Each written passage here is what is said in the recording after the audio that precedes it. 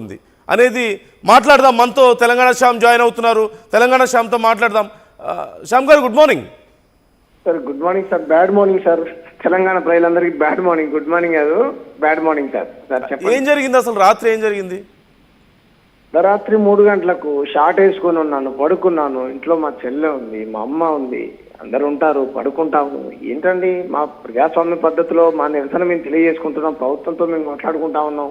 బండి సంజయ్కి, నరేంద్ర మోడీకి, కిషన్ రెడ్డికి మార్వాడీలు డబ్బులు ఇస్తే వాళ్ళ సంఖ నాకమనండి. మేము వద్దంటలేదు కదా. మేము తెలంగాణ ప్రజలు ఆత్మహత్య చేసుకుంటున్నాం, వాళ్ళ తరపున కొట్లాడుతూ ఉంటే మార్వాడి గుండాలతో బెదిరించడమే కాకుండా ఈ అక్రమ అరెస్టులు చేయించడం మమ్మల్ని ఎంత దుర్మార్గం. ఈ పొద్దున్నే సుధారం పోలీసు వాళ్ళు వచ్చారు. ఏం సార్ అని అంటే మా పని మేము చేస్తాం సార్ అంటున్నారు. వాళ్ళ పని వాళ్ళు చేస్తా ఉన్నారు. వీళ్ళు వెనకాల ఎవరు ఉన్నారు ఏమన్నట్టు?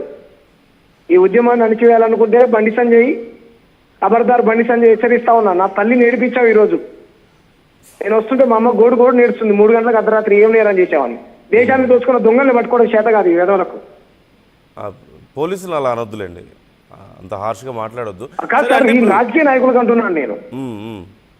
దేశాన్ని దోచుకున్నటువంటి విధవల్ని పట్టుకొని చేత కాదు సార్. ఏం పాపం చేసాం సార్ మేము?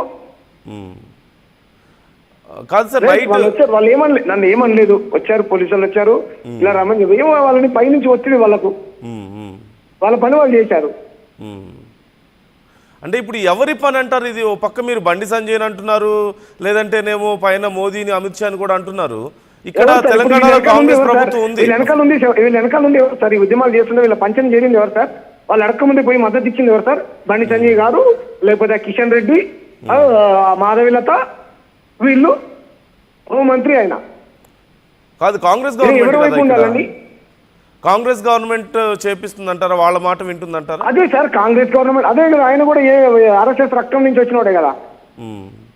ఆర్ఎస్ఎస్ రక్తము మీరు బండి సంజయ్ ఇద్దరు కలిసి తెలంగాణ ప్రజలు ఆత్మహత్యలు చేసుకున్నా, కుల వృత్తులు చేసుకునే వాళ్ళు చచ్చిపోతున్నా, వాళ్ళ బాధ వినకుండా, వాళ్ళ గోడు వినకుండా, రోడ్లు ఎక్కుతున్నటువంటి స్వర్ణకారులు, రోడ్లు ఎక్కినటువంటి వయసులు, వీళ్ళ గోడు, వీళ్ళ బాధ వినొద్దు. వాళ్ళ తరఫున మా లాంటి సామాజిక ఉద్యమకారులు మాట్లాడొద్దు. ఏం చేయాలి? నువ్వేం చేసావు సార్? ఏం అన్యాయం చేశావు నేను చెప్పండి? ఏంది అరెస్టులు? పృథ్వీరాజన్ ఏం చేశాడు, నేనేం చేశాను? నన్ను అరెస్ట్ చేస్తే ఆగొద్దా ఉద్యమం? తెలంగాణ సాముక్కోడేనా ఉద్యమకారుడు? ఇంటికో ఉద్యమకారుడు ఉన్నాడు తెలంగాణలో. గుజరాత్లో, రాజస్థాన్లకు, మార్వాడీలకు భయపడేటోళ్ళు కాదు సార్ తెలంగాణ సమాజం కానీ, తెలంగాణ శ్యామ్ కానీ, పృథ్వీన కానీ. చేయండి, ఎన్ని అరెస్టులు చేస్తారు? ఇటువంటి అరెస్టులు, లాఠీ దెబ్బలు, తూటాలు ఎన్నో తిన్నాం సార్. తుపాకీ గుండెలకు గుండెల ఎదురుగా చూపించిన వాళ్ళం సార్ మేము.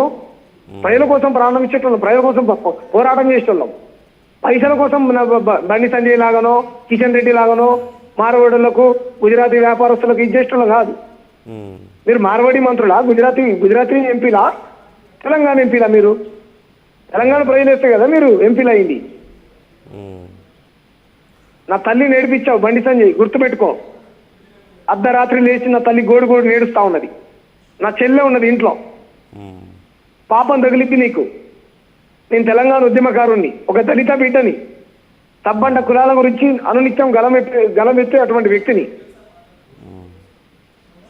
నీకు కూడా ఉంటారు కదా బండి సంజయ్ గారు, మీ ఇంట్లో మీ ఫ్యామిలీస్ ఉంటారు కదా.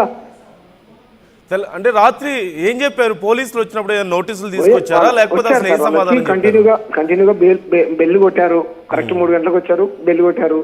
ఏంటి అని కిటికీలో నుంచి తీసుకున్నాను, వీడియో తీసుకుని ఎవరు సార్ అంటే, రండి సార్ ఇలా బంధుకు కాల్ ఇచ్చారు కదా అని అన్నారు.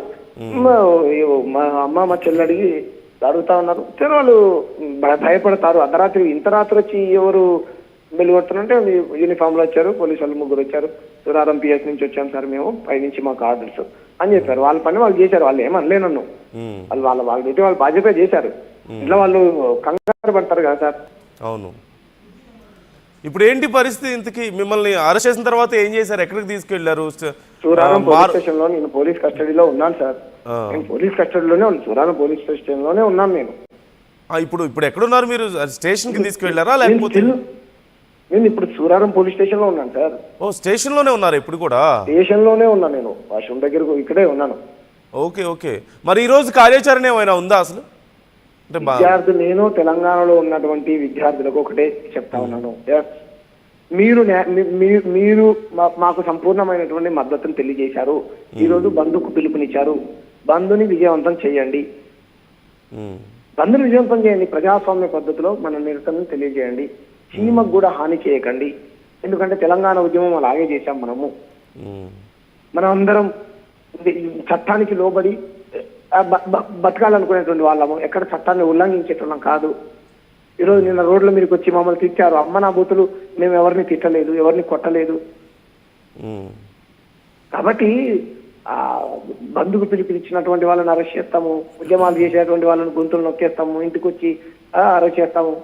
మోడీ గారు ఎలా చెప్తే అలా చేస్తాము, బండి సంజయ్ గారు ఎలా చెప్తే అలా చేస్తాము, బండి సంజయ్ గారు రేవంత్ రెడ్డి గారు కలిసి తెలంగాణలో ఉద్యమాన్ని అణచివేస్తామని అనుకుంటే బండి సంజయ్ గారికి రేవంత్ రెడ్డి గారికి తెలంగాణ ప్రజలే బుద్ధి చెప్తారు సార్. వీళ్ళు తెలంగాణ ముఖ్యమంత్రులా, ఆయన కేంద్ర మంత్రి తెలంగాణ ఎంపీనా గుజరాత్ ఎంపీనా సార్? నాకు అర్థం కాదు. యా ప్రజలు రోడ్ల మీదకి వస్తే వాళ్ళ తరపున నిలబడాలి కానీ. శ్యామ్ గారు ఒక్క నిమిషం ఉండండి. పృథ్వీరాజ్ గారు కూడా మనతో జాయిన్ అవుతున్నారు. ఒకసారి ఆయనతో కూడా మాట్లాడదాం. పృథ్వీరాజ్ గారు గుడ్ మార్నింగ్. హలో పృథ్వీ గారు, వినిపిస్తుందా? మీ వాయిస్ నాకు కొంచెం లో ఉంది. యా, ఎక్కడున్నారు మీరు? మిమ్మల్ని కూడా అదుపులోకి తీసుకున్నట్లుగా తెలుస్తుంది. ఏం జరిగింది అసలు? రాత్రి 1 అనుకుంటా, 1 o'clock వచ్చింది ఇంటికి. First central task force central zone వాళ్ళని వచ్చిండ్రు.